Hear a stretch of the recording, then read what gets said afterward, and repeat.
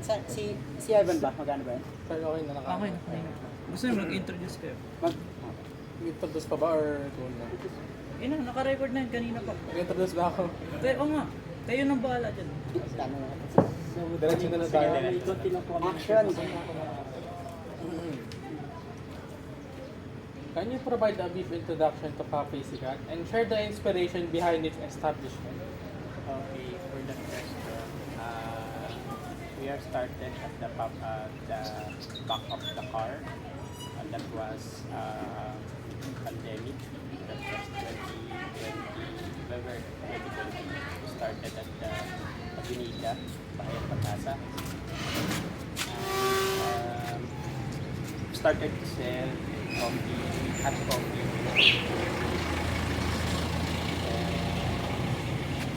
After noon,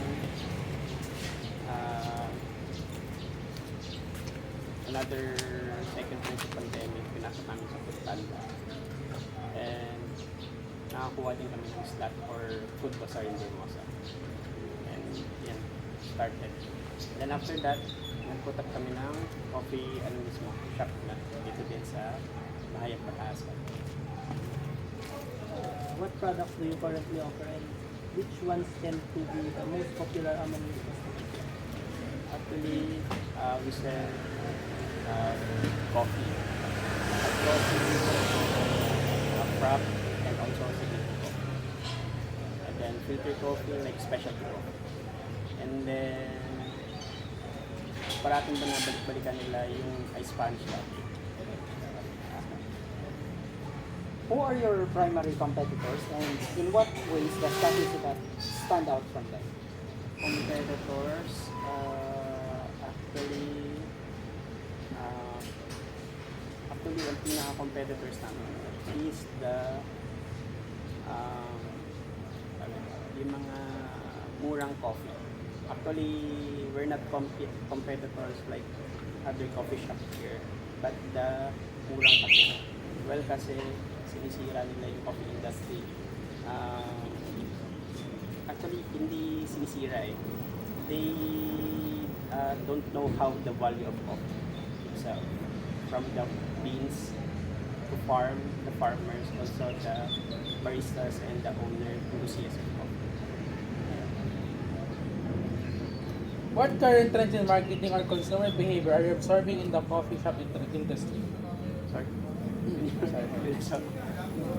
What current trends in marketing or consumer behavior you are observing in the shop industry? In the coffee shop industry?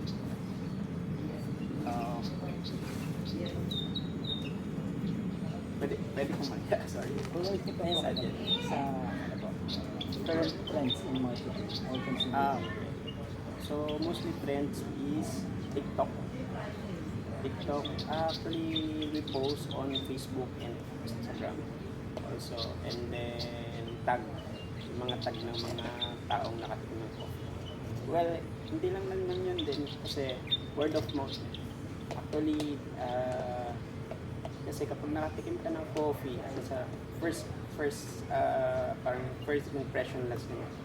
So, pag pumunta ka ng first time in coffee shop at tinikman mo yung coffee at masarap yun, for sure babalik-balikan yun. At pag nakatikim naman kayo ng pangit na coffee, I think babalik pa kayo. Sayang ang pera. Yes. Tama. So, the next question naman, do you see any opportunities for expanding your market or introducing new products in the future? Yes, fortunately, yan ang pinaplan namin for expanding. Also, not here, also nationwide. Kahit sino namang business owner for gusto naman i-franchise. But, siyempre, kailangan quality pa rin ang coffee. So, we make sure na quality over quantity kami. So, how do you collect feedback from your customers to enhance your offerings? Actually, yung mga feedback nila na actually walang major feedback na malala eh.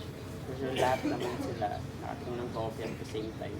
Maganda yung naging feedback. Pero may mga instances pa rin ng mga complaints. Ayun, doon namin na-adjust yung complaints nila kung matamis pa to or matamis. Yan naman. What challenges or objectives have prompted you to consider changes in your marketing strategy? Sorry, go ahead.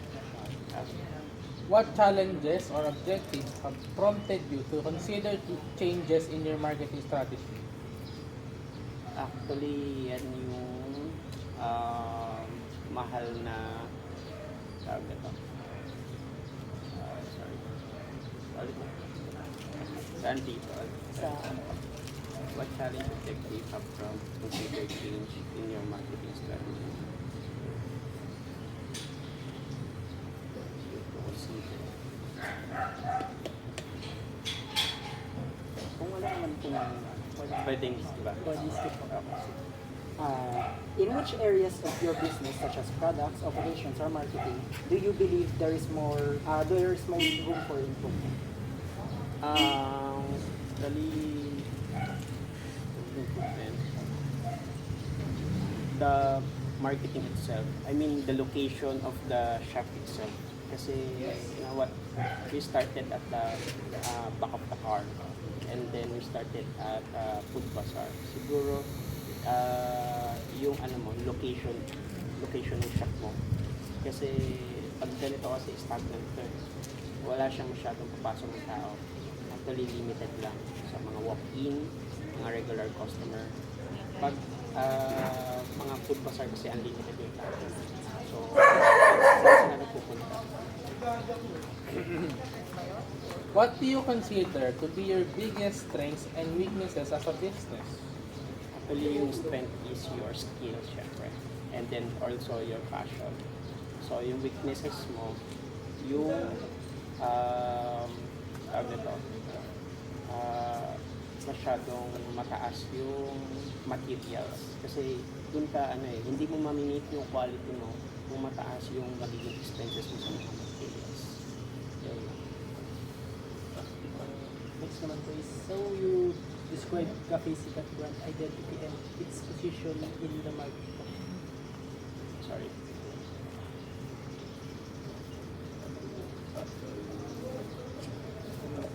What do you consider? Sorry, how you describe? I would describe Cafe Sikat brand identity. Siguro maraming sabi bakit Cafe Sikat Cafe Sikat means kasi ang mga Pilipino mahilig yun sa coffee. Sa coffee sa umaga, sa tanghali, so sa hapon or sa gabi. Kaya Cafe Sikat kasi tawag na to. Ayun, dahil nga hindi lang sikat kasi it means pag sikat ng araw or ng tawag na to. Oo, yung gano'n. How would you what specific goals do you hope to achieve within the next year? Franchise, also another brand in Cavite or outside of Cavite, and also the mall. Who makes up your main customer base in terms of age, lifestyle, or behavior? Sorry? At pala may ako dito. Okay, sige. Saan dito? Sa customers. Who makes up your main customer base in terms of age, lifestyle, and behavior? Siguro hindi naman mga Gen Z or mga adult pa rin naman na may hilig or mga enthusiast sa coffee, lalo na may mga specialty coffee beans kami. And then lifestyle, yung mga may mga work from home. Yun yung parating target or mostly yun sila. So next naman po, do you follow a seasonal or annual marketing plan? If so, how is it structured? Yan, lalo na kapag mga may event or seasonal, mga seasonal things yun, inaano namin na gumawa kami for the people. How much time do you typically spend on marketing activities? Marketing activities.